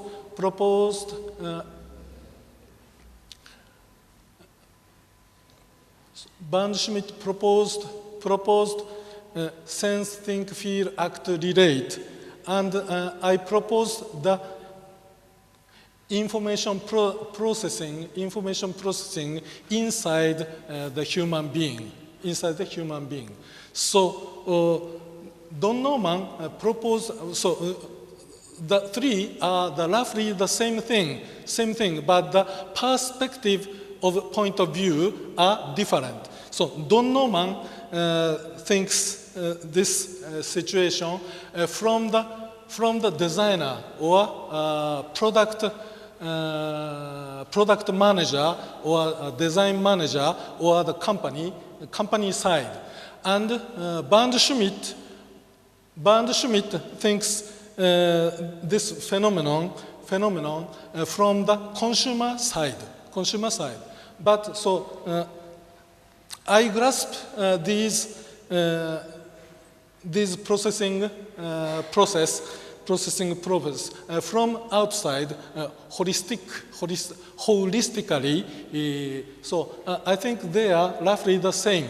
The point of view are a little bit different, but the essential is the same, I think. So now then I like to change once again, so luxury branding. So I think luxury brand is typical of Kansei marketing or experiential marketing. If a brand with high technical standards and eminent quality adopts low price strategy aiming at the base of the pyramid, BOP market, it will be involved in endless cost competitiveness, and there will be no way to beat products from emerging countries.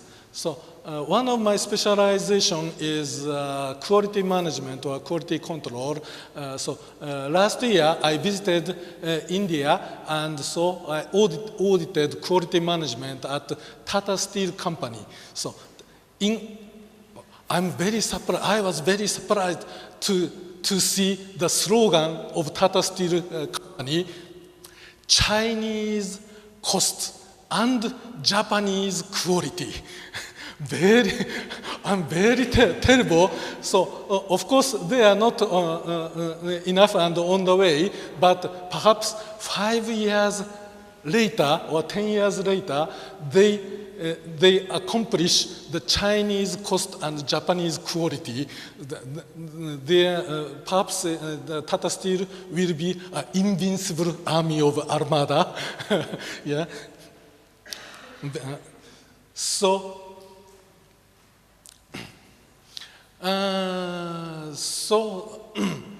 in order to create breakthrough in such conditions, it is necessary to add value to products, or in other words, produce products which can be sold even at high prices and aim at the top of the pyramid market rather than the BOP market. So precisely because this is a time of economic stagnation, it is essential to climb out the horizontal competition with the other companies using the concepts of original products, which other companies cannot copy, unique value, exclusive distribution channels, and original promotion. So such strategies of not competing in terms of price and being armed with creativity and uniqueness have been used by the luxury brands, including Louis Vuitton and Chanel and Christian Dior and so on. So I think the brand marketing is now in fashion, but I'm very unsatisfied to read the book of Philip Kotler or Kelly's brand marketing. So they say that the consumer will imagine as soon as he or she had a brand, so Chanel or Louis Vuitton, but also Coca-Cola and McDonald's and Toyota and Sony are also brands. They never come back to the luxury brand. But luxury brand is very interesting to analyze. So their strategy is, in short, to work in opposition to traditional marketing theory and brand theory to manufacture products with high quality, meticulous taste and rich background stories, and sell them at high prices, though exclusive distribution channels with almost no advertising.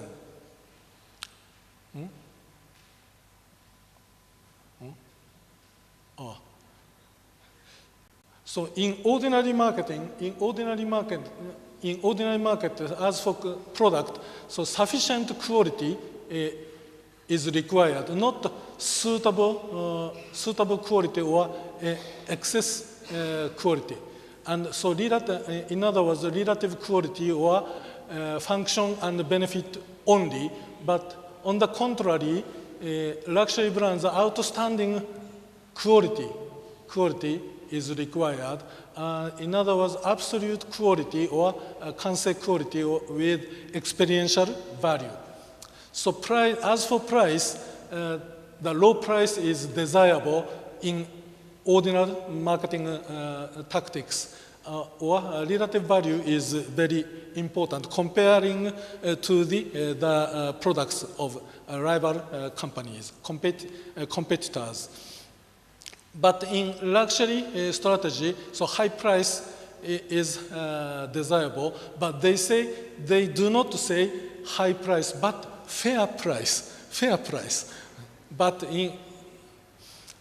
in other words, so absolute value is very important.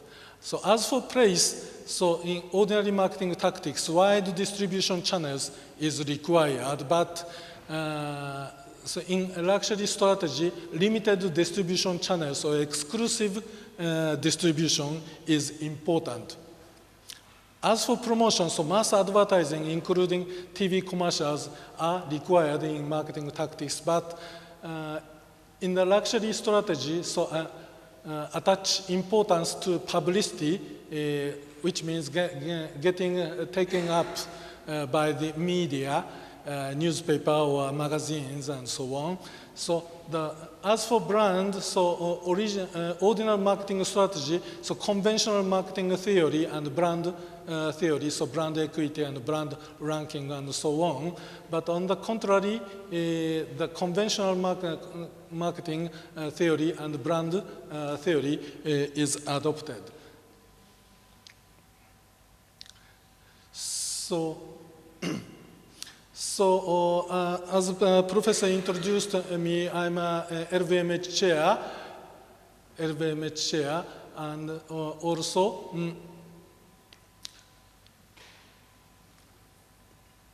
so developed in relation to a series of research activities in the luxury branding chair module, LVMH Moët Hennessy Louis Vuitton endowed course, a business school MBA professional program offered from 2020. The word luxury suggests things like superiority, exclusivity, and extravagancy, although no one other words has quite the same meaning, which is why we use it in course. So, overseas luxury brands create a lure that attracts discerning customers who feel they must have an object, however expensive it is. So this is a group of LVMH, Moët Hennessy, Louis Vuitton. You can see Louis Vuitton, Celine and Fendi, and Dior, Loewe, and so on. So Bulgari, Guerin, Parfum Christian Dior, Parfum Givenchy, and so on. And so Zenith of watchmaking, or Chaumet for jewelry. So Hublot is emerging luxury sports watch, and Moët et Chandon, and Hennessy Cognac, and so on. So this is why I'm very proud of LVMH chair. This is the second in the world, next to the ESSEC Business School in France. And so luxury brands is very important in Japan, because the most sophisticated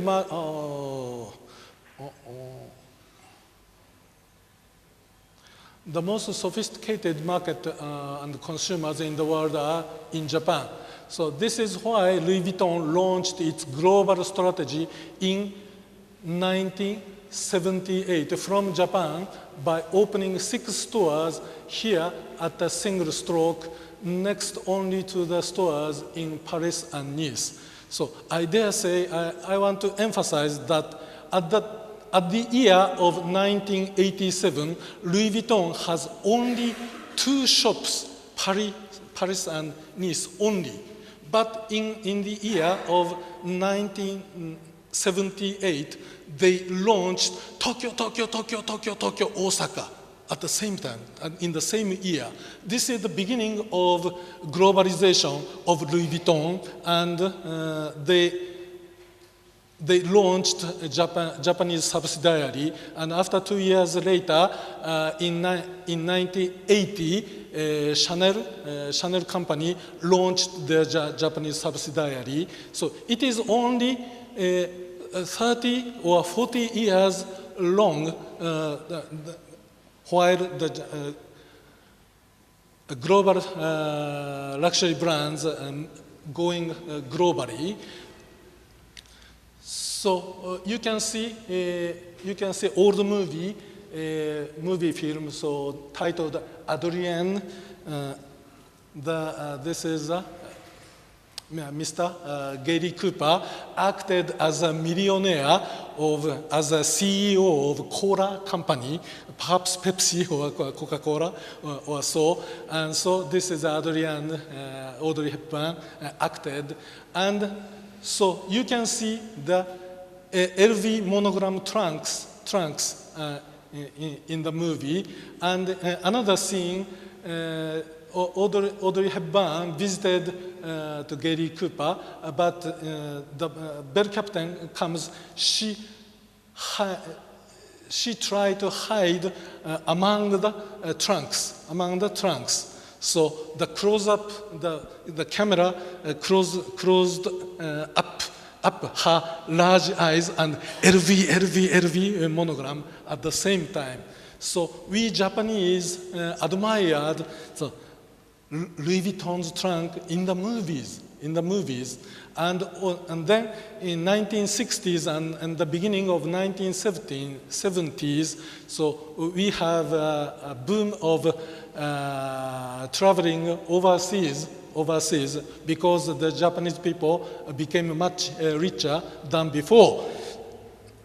So this is the photo of 1977. So Japanese tourists rushed into Louis Vuitton Paris. So Nice is a little bit far from Paris. So at the year of 1977, Louis Vuitton has only 2 shops in Paris and Nice. So the Japanese tourists rushed into Paris shop. Louis Vuitton was confused and congestion, and so Japanese tourists wanted to touch the product, but they inhibited. So Japanese tourists claimed so the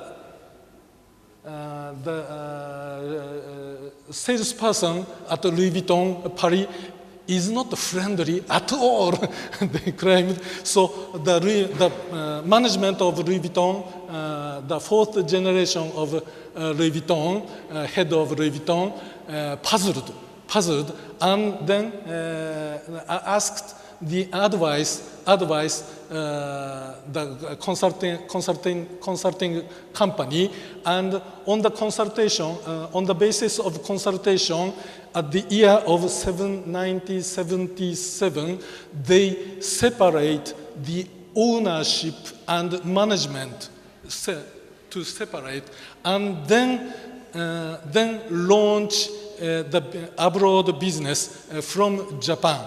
They decided. This is the beginning of globalization of the luxury. So, but regrettably, so Louis Vuitton discovered the Kansai market of Japan. So Louis Vuitton discovered and Louis Vuitton noticed that in the Far East country, their LV monogram bag sells very well in the Far East country. And also, Japan discovered the luxury brand of Louis Vuitton. So luxury branding strategy should flourish in Japan of all places where many time-honored business, so long-standing companies remain in operation after 300 or 400 years compared to Louis Vuitton. Louis Vuitton was established only 1854. Yeah. So they have less than 200 years history. But regrettably, there is no luxury brands in Japan, though we have more than 300 or 400 years long-standing company.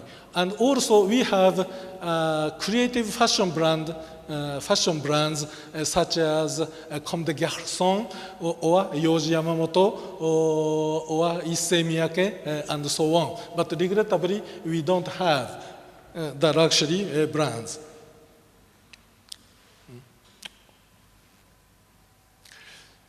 So in December 2013, last year, UNESCO designated traditional Japanese cuisine as an intangible cultural heritage.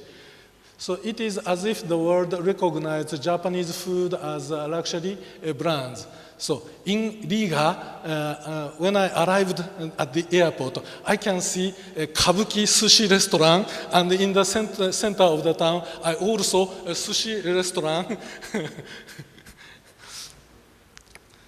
So expectations are increasing that the Japanese traditional crafts and exquisite manufacturing industries will also rise up and reform themselves into attractive brands that are looked at with yearning around the world. So that's all. So thank you for attention, and par dies, dankeschön, grazie, merci beaucoup. Thank you very much. Yeah.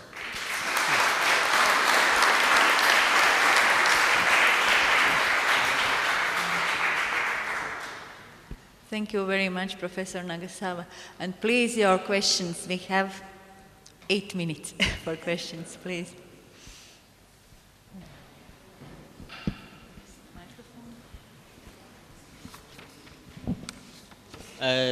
Thank you, Professor, for your very interesting topic and talk. I'm quite interested in the concept Kaizen. Kaizen. I have learned another word, another Japanese word. It's called Kaizen. Kaizen. Have you heard? Kaizen. Kaizen means. I think you mentioned. I suppose it means improvement. So, in my understanding, Gansei quality. It means aesthetic quality, emotional quality, affective quality. So, can I say Gansei quality should be based on Kaizen management philosophy? Yeah, I mean, what's the relationship? Okay, thank you for your question. So, Kaizen means improvement, and especially continuous improvement. So, as I showed before, the continuous improvement is on the bag, canvas bag of Ichizawa Hamp. I explained. So, 80 years ago, so there was a canvas bag for delivering milk beans, and continuous improvement has been made. So the continuous improvement results in some kind of innovation. But another type of innovation is creativity. Just like the haute couture or pret-à-porter in the Paris collection or Milano collection. So creativity is not out of control, out of management. So this is why it is very difficult to manage or control the creativity. But I have an idea. So I researching the luxury companies. For example, the chief designer or creative director of fashion brands has a creativity, and the management can allow their creativity within the budget, and the management does not limit the creativity of ability of creators, but they manage and merchandising, which one is easy to sell, which one is difficult to sell, and they chose and also monetize is a management role. So on the way of Riga via Paris by Air France, I saw the latest movie titled Yves Saint Laurent. Yves Saint Laurent is some kind of love story of Pierre Berger, the former CEO of Yves Saint Laurent company, and Yves Saint Laurent designer himself. He supported and as a management. Pierre Berger is a business person. He monetized the creativity of Monsieur Saint Laurent. So this is the hint I've got. So it is very difficult to manage innovation or creativity. But it is possible to support or monetize for a management person. Okay, thank you.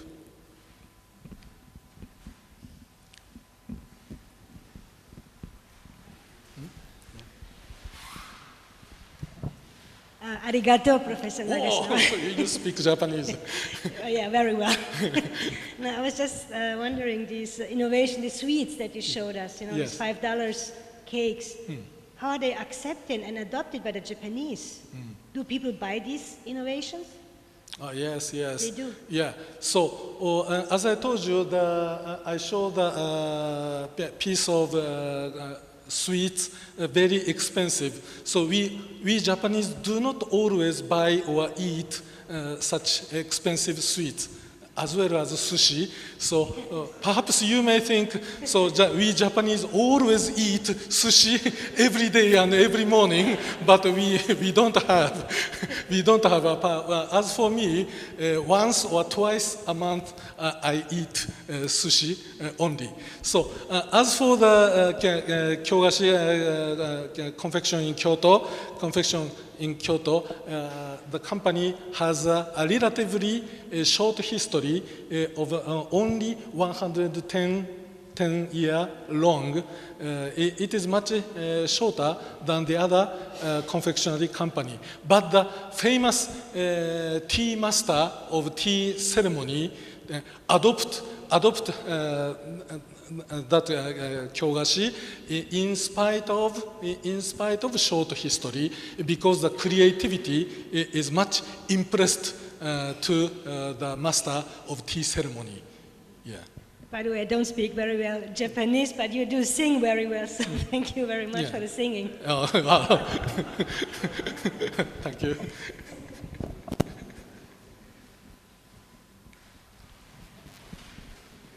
Thank you. Yeah, thank you once again.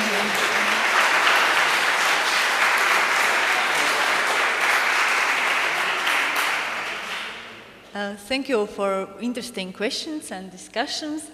And now, organizational issues. We have lunch downstairs in the cafeteria daily in this building. And the plenary session will take place at our Faculty of Economics and Management. It is across the park. I hope you will find some local people to lead you to our faculty.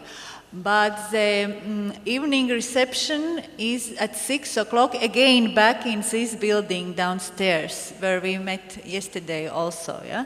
So this, at 6 o'clock, conference reception is in this building, and plenary sessions from 2 o'clock are in our faculty building. So see you downstairs at the lunch and then in the plenary sessions.